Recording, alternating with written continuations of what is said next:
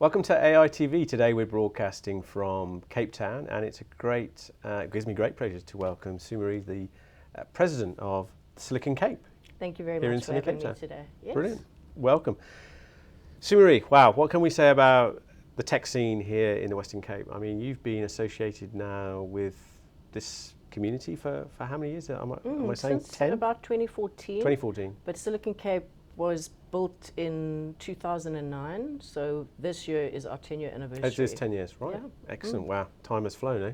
It has indeed, and it just also shows you what can be done in a relatively short space of time. And in 10 years, we've really seen the ecosystem develop to what it is today, which is that Cape Town is now listed as the top technology innovation hub in the world from an emerging market perspective, which is incredible. Yeah, I mean, to go from zero to that in 10 years is quite an achievement. Absolutely, and we're the oldest enabling ecosystem on the continent in Africa. Wow. Yeah. Well, look, that's why you're here. Sure. We're basically talking today about what's going on in the AI data science scene here in Cape Town and the Western Cape, but also how some of the companies and the businesses we're talking to are having impact beyond South Africa and into the wider Africa. Absolutely. So I know every time you and I try to meet, you're traveling, you're going to some destination, which sounds fantastic. But how would you describe the current scene right now after this sort of 10 years of the Silicon Cape being in existence? And specifically, I assume we're specifically talking about the AI scene. Yeah. I'd say that Cape Town really at the moment is the continental hotspot in terms of what is happening in the AI space. We're seeing a particular growth spurt in terms of AI applications being developed specifically for financial services. There seems to be a very big interest in that, both from a corporate perspective, an investor perspective, and a startup perspective. That, however, does not mean that other AI innovation isn't happening across the continent. It most certainly is. So I would say in terms of what we're seeing at the moment is there are trends in terms of AI in financial services. There also seems to be a lot of activity or interest in terms of prediction software using AI or machine learning to help organizations with various things. So yeah, I think it's a really interesting time because I don't think we've even seen the peak of AI innovation yet. I think we're really at the beginning in terms of seeing what is AI going to be used for on the continent, literally, and that it's also being exported, as you rightfully said, beyond our borders and not just beyond South Africa. It's being offshored to other continents. I know of an example at the moment of a AI startup which has developed literally an artificial intelligence bot which helps do predictions around liquidity management for the big banks, because liquidity management, meaning the management of your cash, is a very expensive and cumbersome process within the banking sector, and that the introduction of this bot will actually help institutions across the globe who are in financial services and who manage cash to actually manage their liquidity better, which at the end of the day means a better bottom line for them. And is that a Cape Town or Western Cape originated company, or are they? It is, yes. It is a local company. They haven't even been registered yet. Oh, right. It's really fascinating, and it just early shows you days. the speed at which things are happening. Is that there's already been interest from a number of global banks regarding this. So one of the big European banks was actually here 2 weeks ago to speak to the company about that. So I just actually can't say their name simply because they're not registered yet. But that's great news. And I mean, I think, look, part of the thing we're trying to do with this is to change the narrative, because I think a lot of people here in the media, that AI is coming, it's this force for bad, we're going to lose jobs, terminate the end of world scenario. Absolutely. Whereas when you sort of step out of that media kind of bubble and you look at, say, the East, and you look at Japan, China, they see much more long-term vision for AI as a place in society. So AI is seen as a force for good.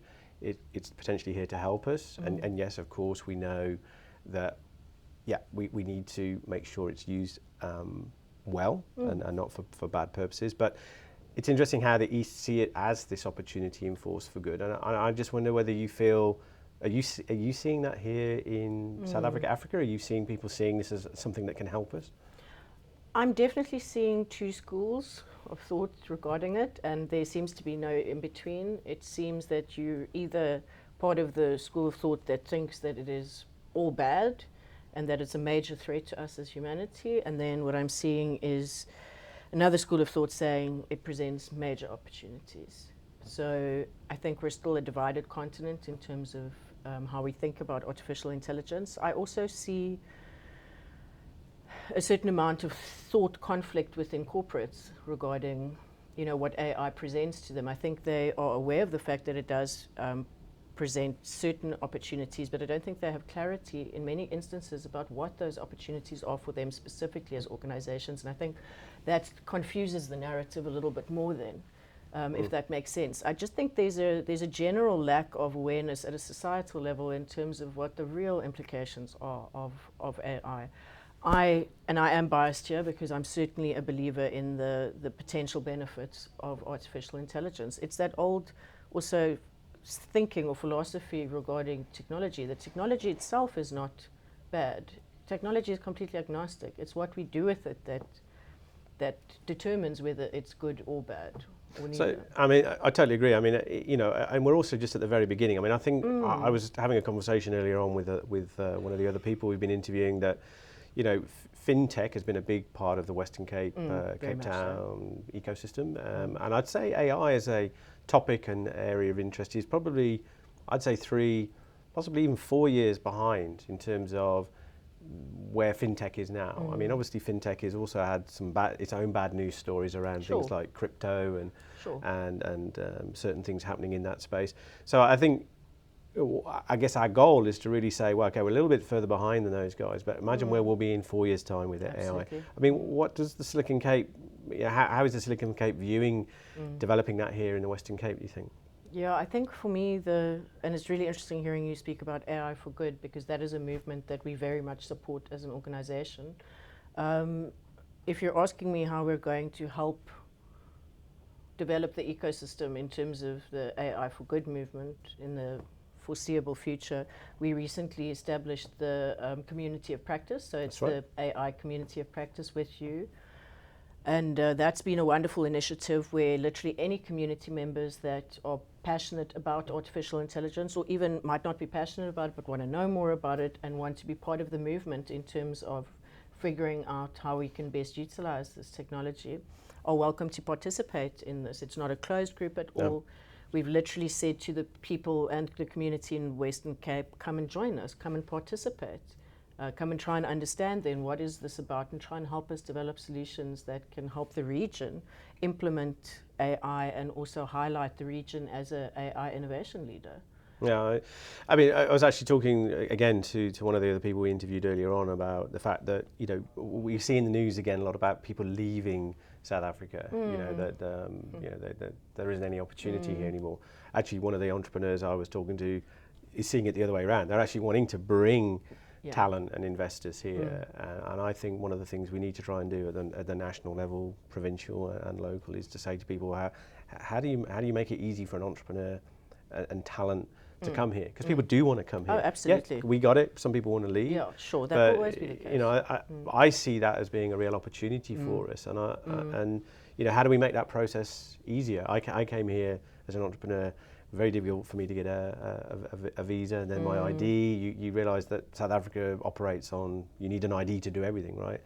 And how can we speed that up? I mean, maybe that's a project we can look at, but definitely, how do we make it easier for that talent to come here, and we reverse that, well, the stuff that we're reading in the news, and turn a negative into a positive? I mean, have you got any ideas and thoughts on that? Whilst you were speaking about what's also happening in terms of what they classify as the skills drain, I also think that's quite interesting. It's not completely representative of what is actually happening, because in the opposite of the skills drain is also this incoming flow of skill set, which is busy happening. I mean, there are experts in AI and in many other fourth industrial revolution technologies that are choosing to come to Cape Town specifically, given the amazing skill base that is already here, and then wanting to contribute to AI implementations throughout the continent, and they see Cape Town as being the gateway to that. So I think at a regional level, there are already initiatives in place to try and foster a more